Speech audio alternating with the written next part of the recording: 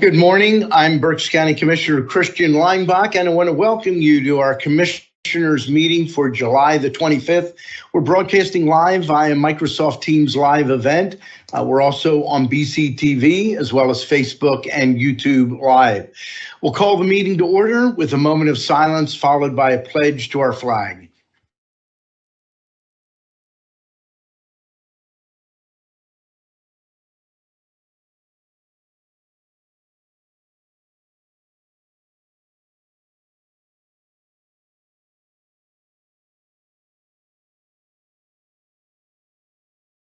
I pledge allegiance to the flag of the United States of America and to the republic for which it stands, one nation, under God, indivisible, with liberty and justice for all.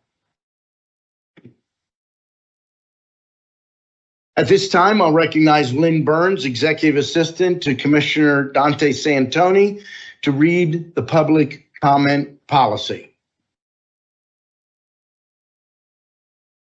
Public comment will be accepted in person and through the Q&A function. Please include your first name, last name, and municipality for all comments.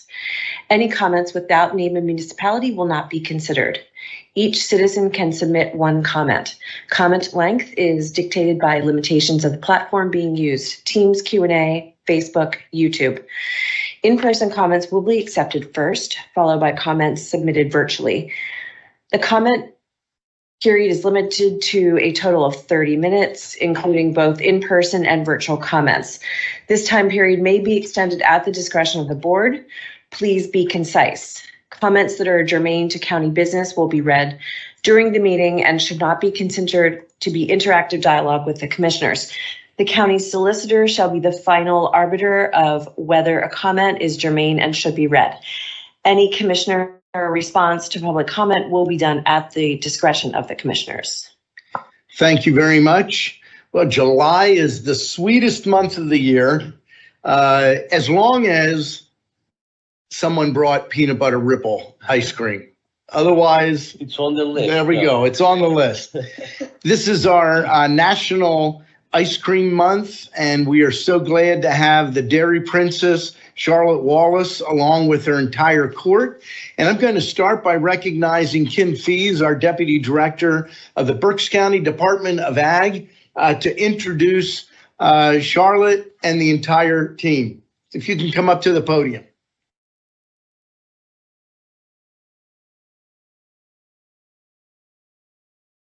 Thank you very much. It's always very nice to know that following June is Dairy Month, that they just kept on the sweets coming along, and July is Ice Cream Month.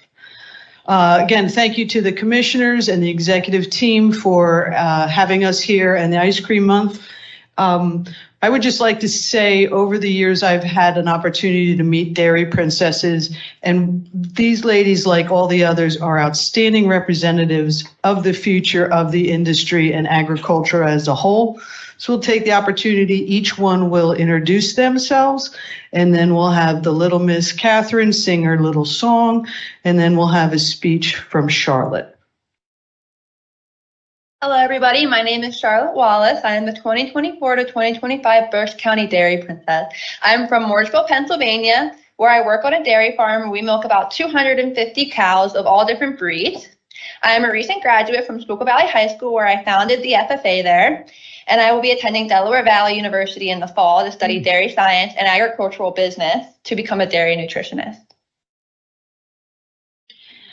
My name is Brinley Hess. I'm your 2024 to 2025 alternate dairy princess.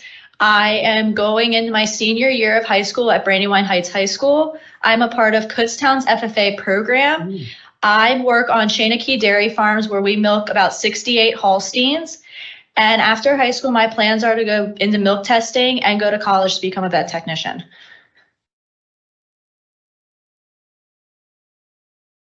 Hello, my name is Alexa Davis. I'm 18 years old. I'm going to be a senior at Schuylkill Valley High School and will be entering my second year at BCTC for dental assisting. Hi, my name's Alexis Servin. I'm 13 years old and I go to Tulpahawken Area Middle School. Hi, I'm Presley Sadison. I'm 14 years old, and I'm going to be going into ninth grade at Conrad Weiser.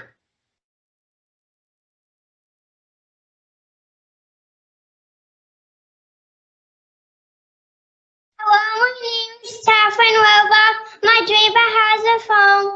My Echo and Antler Costines. I like towns. Move over Coca-Cola. Move over 7-Up. There's something in the market. What's better when I talk? Move over Dome Toffee. Move over iced tea.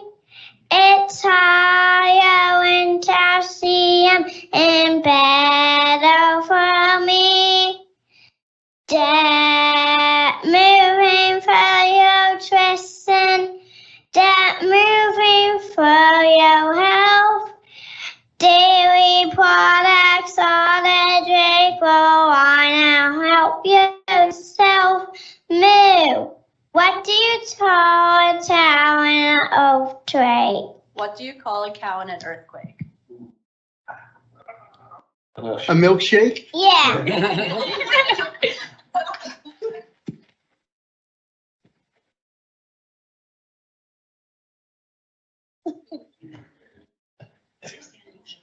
Oh, that's scary that I got that one.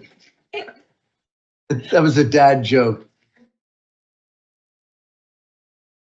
Hi, my name is Charlotte Wallace. As I said before, I am the 2024 to 2025 Berks County Dairy Princess. I deem it my greatest privilege and opportunity to speak on behalf of my community's dairy industry.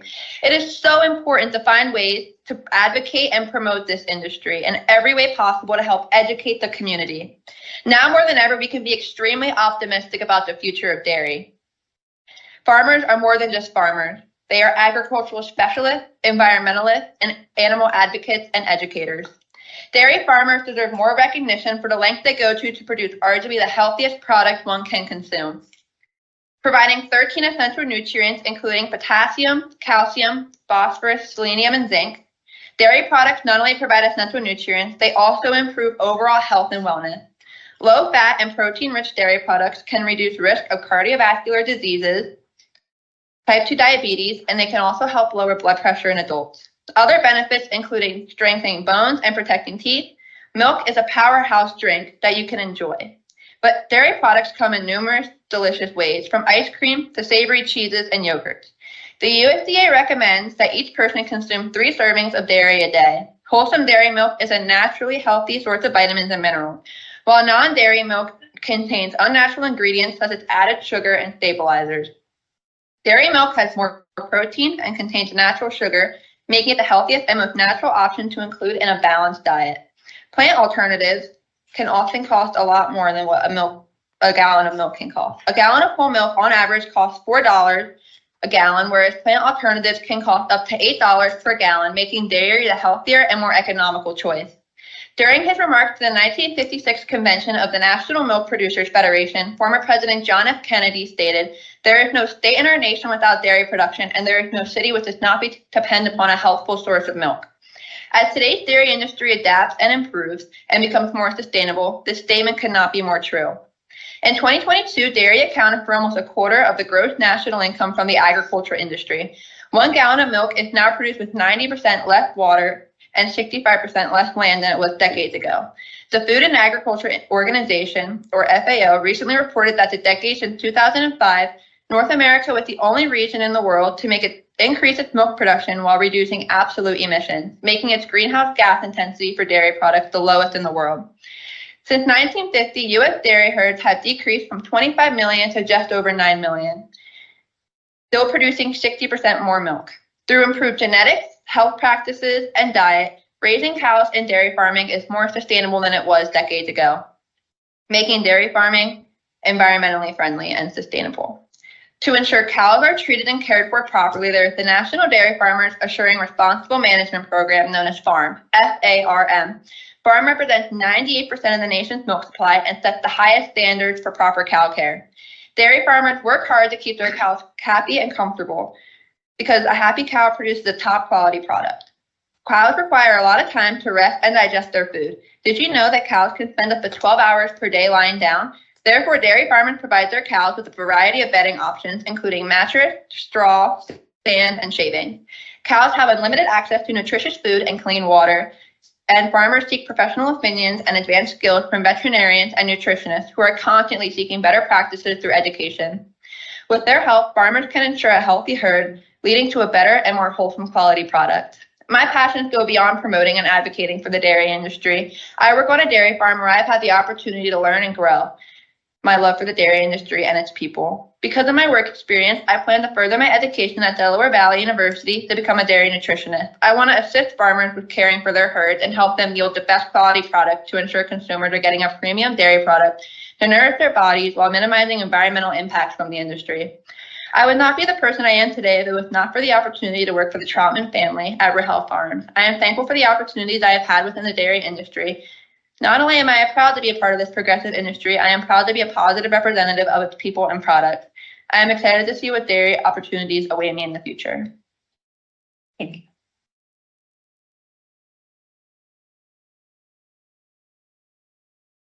Again, you can see great representation of the future of agriculture. And just wanted to put out there that they also have a Facebook page if you want to follow them and follow her adventures and the education that they put forth. That's a great opportunity to continue to learn about the dairy industry.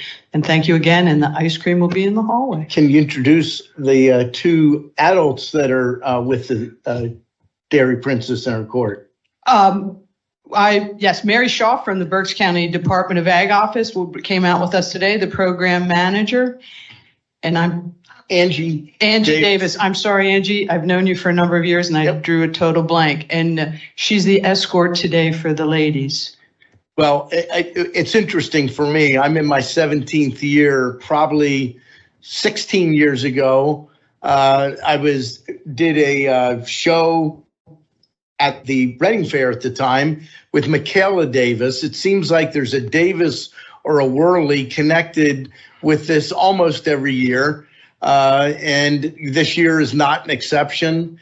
I also really enjoy watching the young ladies as they not just come here, but then I often see them go on into various fields, and no pun intended in that.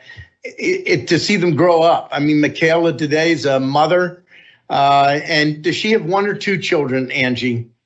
Just one. One, yeah. So it's exciting to see what they're doing now, but there's an exciting future ahead. We have some certificates that the commissioners want to present. You could come up. Yes. And these are no particular order, so I'm going to say a name and they have to come forward. Brindley Hess. Oh. You? No shake hands with each Oh. First one to really solve it. Alexa Davis. That's a giveaway. Congratulations. Thank you. Thank you. There you go. Alexa Servin. Did I say that right? Yes. Good to see you. Congratulations.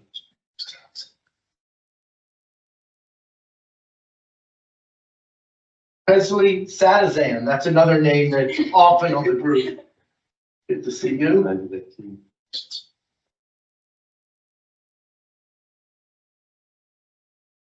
Catherine Rohrbach.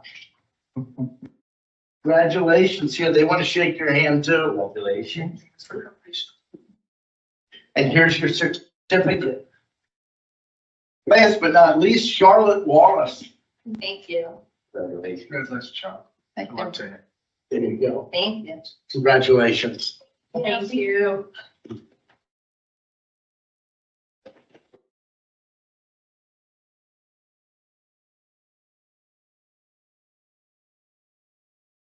I like the idea of dairy 3 times a day. Does that mean peanut butter ripple for breakfast, peanut butter ripple for lunch, and peanut butter ripple for dinner? Yeah.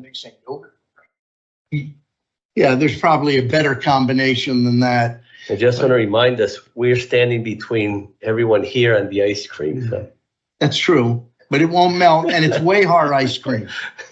That's the other thing. This is a local Berks County Princess Center Court. The ice cream is local. We want to always remember to support our local agricultural economy, and dairy is a big, big part of it. So thank you for being here. Any comments from my colleagues?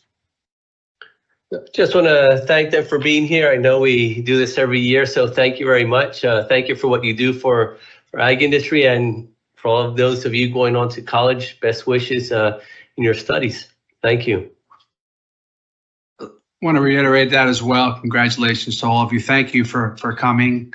I know we got some good ice cream forthcoming, but I want to thank all of the young ladies who were here, Charlotte and her staff, and her court, and the next Taylor Swift. I'm looking forward to you being the next Taylor Swift from Berks County. That's you, Catherine. She'll find energy in a little bit. Yeah, her parents told her not to talk to strangers and definitely not politicians. So, moving on with the agenda, are there any additions or corrections for the July 18th meeting minutes? Hearing none, the minutes will stand approved as presented. We did have an executive session on July the 24th dealing with personnel, security, contract negotiations, and real estate.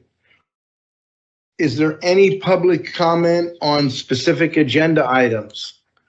Nothing in person, nothing online. Continuing with the agenda. Item 1, authorizing under that budget, adopt a resolution authorizing 2024 budget transfers in the amount of $35,676, 2024 appropriations in the amount of $36,169 per listing dated July the 19th of 2024. There are 2 items under human resources. Item 1, authorize the appointment of David Tice Sr. to Facilities Manager, Second Shift Facilities and Operations Department. And item 2, authorize the transfer of Ron Richtowski from Manager of Auditing in the Controller's Office to Fiscal Manager in the Berks County Youth Shelter. Since you're here today, Ron, I assume today you're acting in the Controller's role? And then very shortly, you will be moving over to the Berks County Youth Shelter. Congratulations. Several items under the commissioners. Item A, adopt a resolution authorizing a letter of support for the Multimodal Transportation Fund application by the Colebrookdale Railroad Preservation Trust in the amount of $514,945 from the Department of Community and Economic Development to complete restored and extended sidewalks to separate modes of transportation and connect the Secret Valley Market to the downtown. Item B, adopt a resolution authorizing the Board of Commissioners to approve the Next Generation Farmer Loan Program to provide financing in the total amount of $649,000 for Jesse G. and Emma G. Zook for property located at 325 Vinemont Road, Reinholds, in Spring Township, Berks County, Pennsylvania, and further authorize the chair to execute the approval of applicable elected representative form and the letter of approval to Jesse G. and Emma G. Zook. Item C, adopt a resolution authorizing Rex Levengood, Director of Facilities and Operations, to execute a memorandum of understanding between the County of Berks and the Berks Career and Technology Center for the use of the Berks County Agricultural Center for media outlet coverage and parent information during emergency or crisis at the BCTC. This MOU is for the 2024-2025 and 2025-2026 school years. Item D, adopt a resolution authorizing a letter of support for the Amity Township application to the Commonwealth of Pennsylvania Department of Community and Economic Development Multimodal Transportation Fund. Item E, Adopt a resolution authorizing a letter of support for the Perry Township and Shoemakersville Borough application to the Commonwealth of Pennsylvania Department of Community and Economic Development Multimodal Transportation Fund. Item F, adopt a resolution authorizing the execution of the amended collective bargaining agreement between the County of Berks and the Berks County Deputy Sheriff's Association for the term ending December 31st of 2025, subject to final review and approval by the Berks County Solicitor's Office. Item 2, a motion to authorize the execution of contract agreements and amendments as set forth on the contract agenda listing dated July the 22nd of 2024. There are a total of 35 contracts.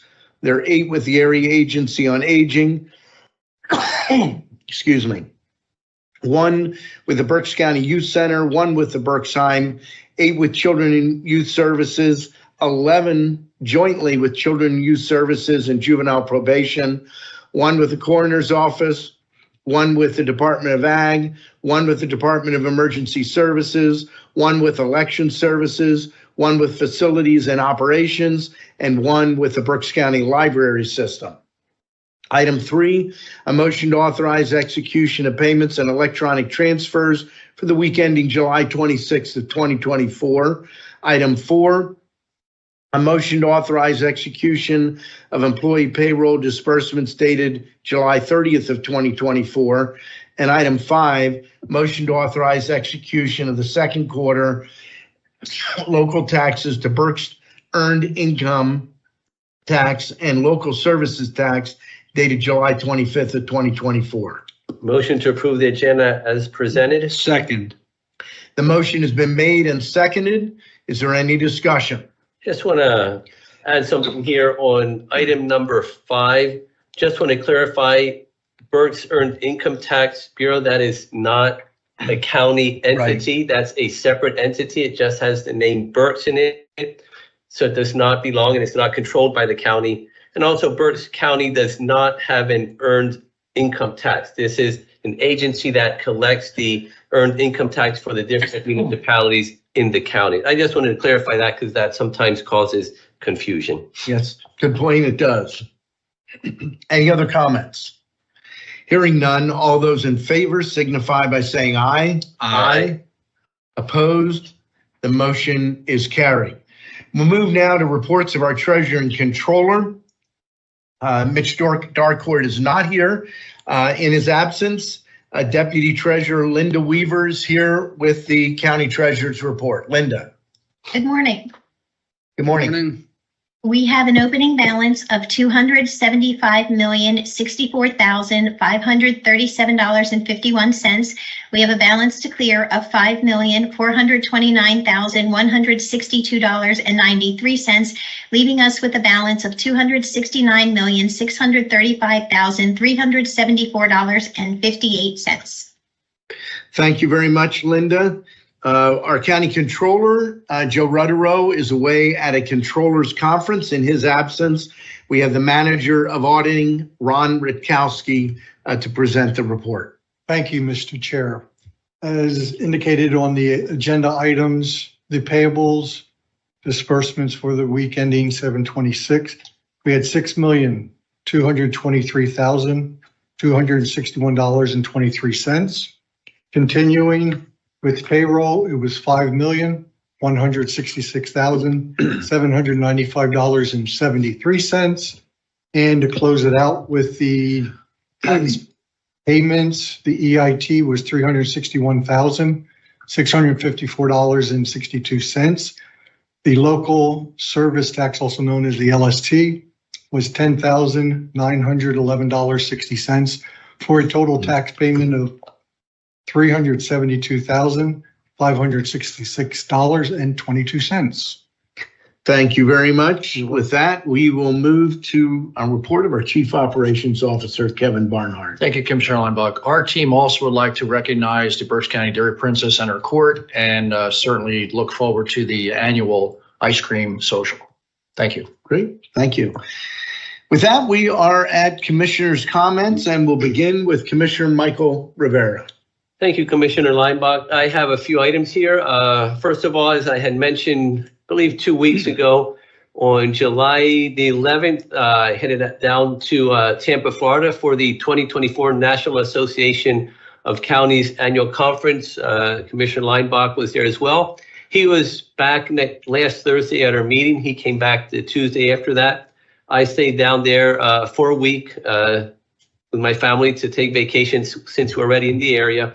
So that's why you did not see me at last week's meeting. So just wanted to let everyone know why and I was out. But at the conference, just a few items I want to touch on. There are over 3,000 attendees nationwide from throughout the United States, different states, different counties. The 2024-2025 president was selected at the conference, as well as the Northeastern District delegate for the next 2 years. So those were some of the business that was carried out at the conference. There are a little over 20 participants from Pennsylvania. 2 of us were from Berks County. We had then from other counties throughout the state as well, representing Pennsylvania. 3 areas that I focused on in the workshops that down there were mental health, housing, and AI. Mental health, we've been talking about that a lot. Unfortunately, in the budget that passed, there was not an increase that was needed to be able to provide the mental health services that we need here in Pennsylvania. But down there, they were talking about that 1 in 4 people suffer from mental health issues. Some people bring it forward, some people do not, but 1 in 4 people suffer from mental health issues. So if we look at this room, 25% of us suffer from mental health issues. That's a huge amount that needs to be dealt with.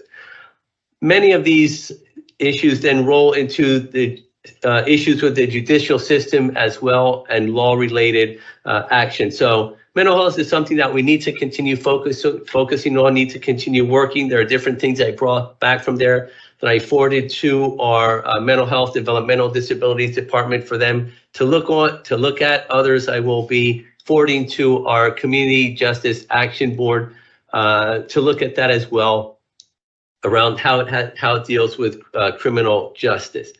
Around the housing issue, there are a few things. Actually, one of the things they brought, I can't cite where he got his numbers from, but he asked what the hottest housing market was in the United States. How many people, who wants to take a guess as what the hottest housing market is in the United States? Now, this is, again, I can't say where he got the numbers from, but he did his research. Who wants to take a guess? You can't. You already heard that. Anyone? What area? What area? What area of the United States? Texas. Well, Pennsylvania, Texas. It's actually Allentown, Pennsylvania is the hottest housing market right now.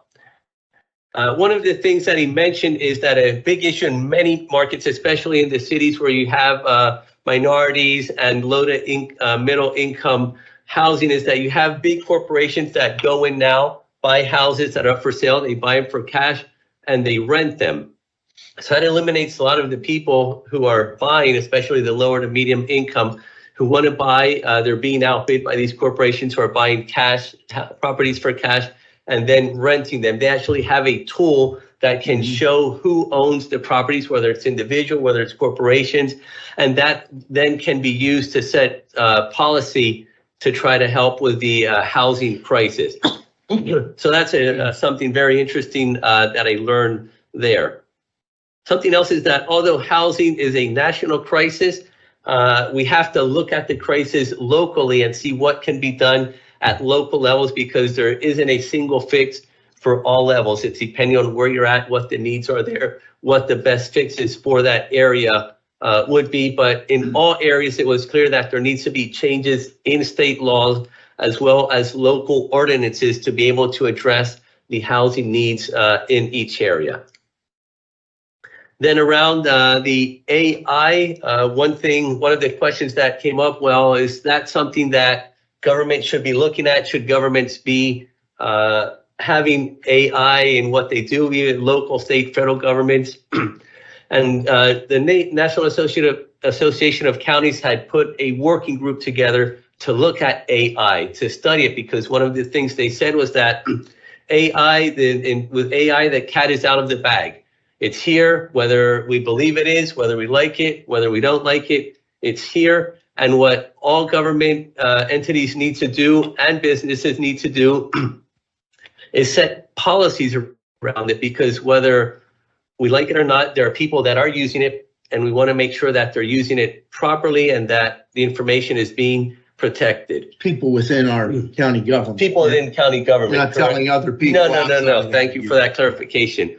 Not telling other people how to use it, but within, in our case, county government, what are the guidelines around the use of AI, because it is being used, whether we know it or not. The other thing they said around AI is that it's about augmenting the work that employees can do. For example, the counties that spoke there, they're using AI to have more repetitive data entry tasks being done. That way it frees up the employees to do other work that needs to get done that really isn't done, because they're spending the time with data entry or doing work that could be done through AI. So those were some areas that I just want to focus on.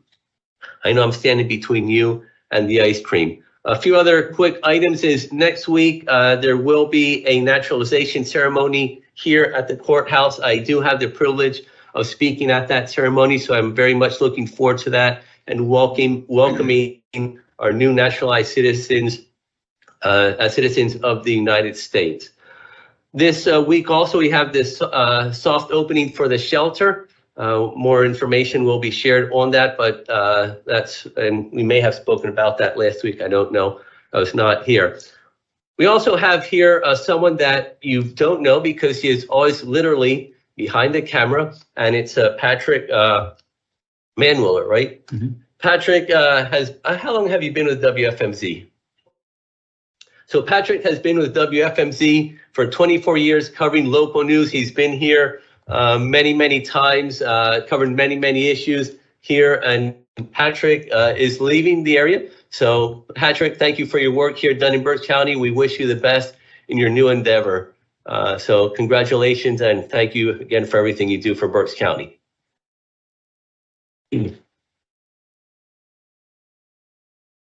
And my last item is we have the election board meeting at 11 o'clock.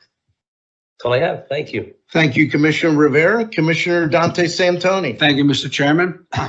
Sorry to see you go, Patrick. I didn't know you were leaving Berks County, but I know that you just got married, so congratulations on that as well. I just have one item to report on. I had the opportunity and the privilege of representing the board at the Connections Work graduation that occurred last Friday. Many of you know Connections Work is an organization that provides support for those that are getting out of prison in order for them to help them get their lives back together with education and job training. The program that graduated here was the R3 graduation. 7 people graduated from that program. Stands for Rebuilding, Reentrance, and Reading. It's a comprehensive registered pre-apprenticeship program in the construction trades, an 8-week program, and the gentlemen that were honored were really humble and did a great job, spoke from the heart about how this program has helped them better themselves, turn their life around, and hopefully provide them with an opportunity to get a good paying job so they can be contributors to our society. And I think from hearing them speak that they'll be successful. So again, it was an honor to represent the board at that particular meeting last Friday. That's all I have, Mr. Chairman. Thank you very much, Commissioner Santoni. Just 2 items. They've already been touched on, but we are very excited about the opening of the Berks County Youth Shelter, probably taking our first minor today, and a couple more next week. Really thrilled with how our leadership team, the COO team, I know Larry had a major role in this, working with our HR department, with our solicitor, and with Diane Edwards. Diane Edwards is a name you don't hear very often, but many years ago, she ran the youth center. And then she was in charge of the ICE Center, the Berks County Residential Center. And when that closed, she stayed with the county. And a year ago or so, when we started looking at the youth shelter, potential youth shelter program, it'd be more than a year ago. Be like January Year and a half. a year and a half, January of last year. She became a key part of those discussions. And the fact that we, I think, are almost fully staffed is amazing.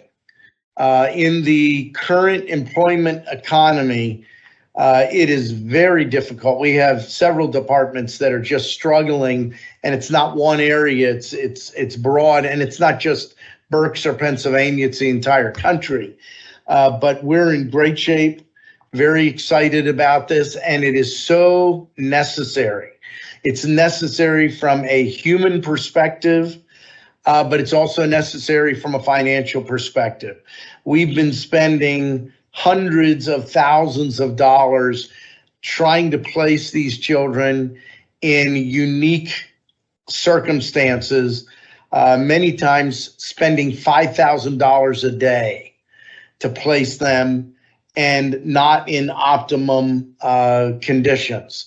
We've had at least two over the last several years spend months at the ER at the Reading Hospital because there was no place for them to go. These are not youth that are able to be part of Bethany Children's Home or the Children's Home of Reading because of issues they're facing. And I'd say to the young ladies that are here, as you get older, you'll realize you are so blessed in so many ways. There are children with nobody. No one wants them. Yes, they're dealing with difficult issues, but that's not something that we're talking about a third world country. It's not even a place like Appalachia. It's right here in Berks County. And the youth shelter is there to help them, to provide them with the support that they need, and Lord willing, to come to a point in their life where they are able to make it on their own because they've been given supports that currently aren't there for them. So that's the human side and the financial side of the youth shelter, and it's very important. Secondly, Patrick, I want to give my thanks. I have seen you so many places.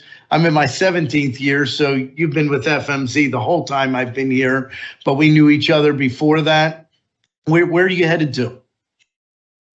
I thought that was the case, so I have to give you my son and his girlfriend's address. They're on Johns Island outside of Charleston. They love it down there.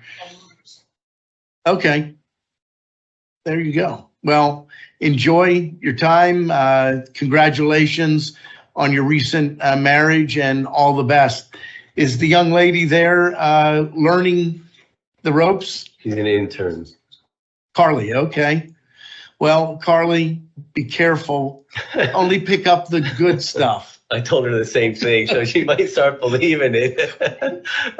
And yes, I did say that on television. No, Patrick's a great guy and extremely reliable cameraman for WFMZ TV. So thank you. That's all that I have. Any row officer comments? No row officer comments. With that, we'll go to public comment. Amanda, any public comment in person? And does not appear to be any online.